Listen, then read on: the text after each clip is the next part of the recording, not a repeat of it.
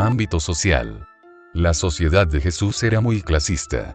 Las clases sociales de ese tiempo eran: Roma tenía todo el poder sobre las instituciones judías. Sumo sacerdote era el responsable máximo del templo y el presidente del Sanedrín. Gozaba de una gran dignidad y de una situación económica confortable. Pertenecía al partido saduceo y colaboraba con el poder romano. Su cargo era vitalicio, pero los diversos procuradores romanos nombraban y destituían sumo sacerdote cuando querían. Saduceos pertenecían a la clase alta del país, era una aristocracia sacerdotal, y grandes propietarios.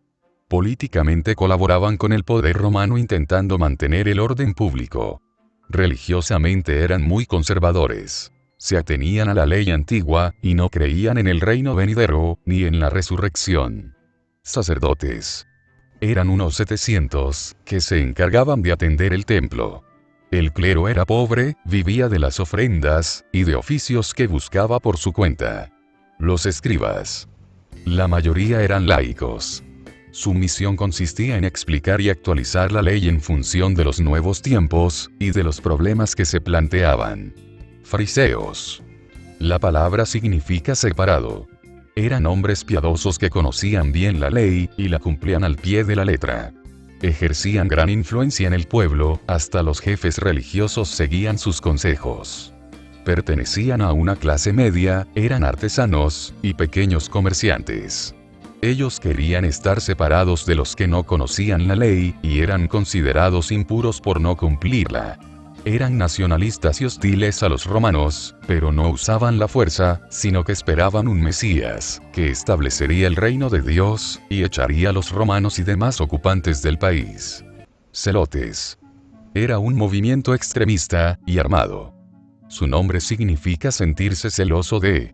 Pertenecían a las capas más pobres del pueblo: agricultores, jornaleros, y pescadores de Galilea. No se enfrentaban directamente con el ejército romano, sino que organizaban revueltas y asesinatos, aprovechando fiestas religiosas y reuniones del pueblo. Se escondían en cuevas de Galilea, y contaban con el apoyo de las clases populares. Entre los seguidores de Jesús había antiguos celotes, como Simón el Celote y Judas Iscariote.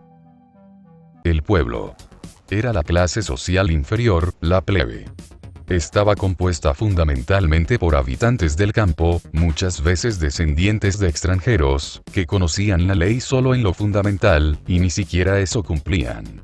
Eran jornaleros, curtidores, carniceros, pastores, y todos aquellos cuyos oficios eran considerados impuros.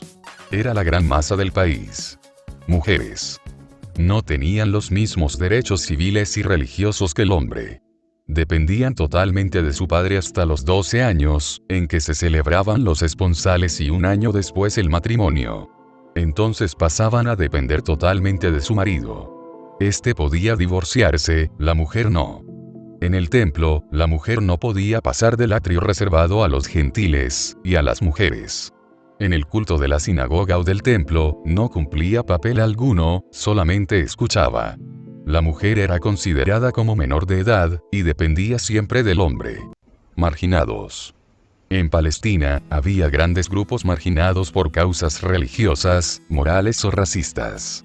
Los publicanos eran marginados porque cobraban, por arriendo de los romanos, los tributos sobre las ganancias importadas.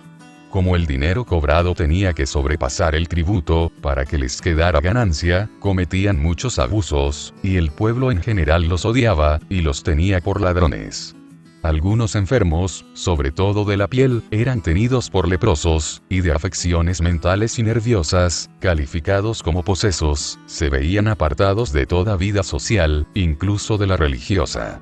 Los minusválidos. Cojos, ciegos, paralíticos, frecuentemente convertidos en mendigos, eran otro tipo de marginados. Los gentiles. Eran las personas que no eran judíos, y los pecadores públicos. Prostitutas, adúlteras, eran discriminados por motivos morales religiosos.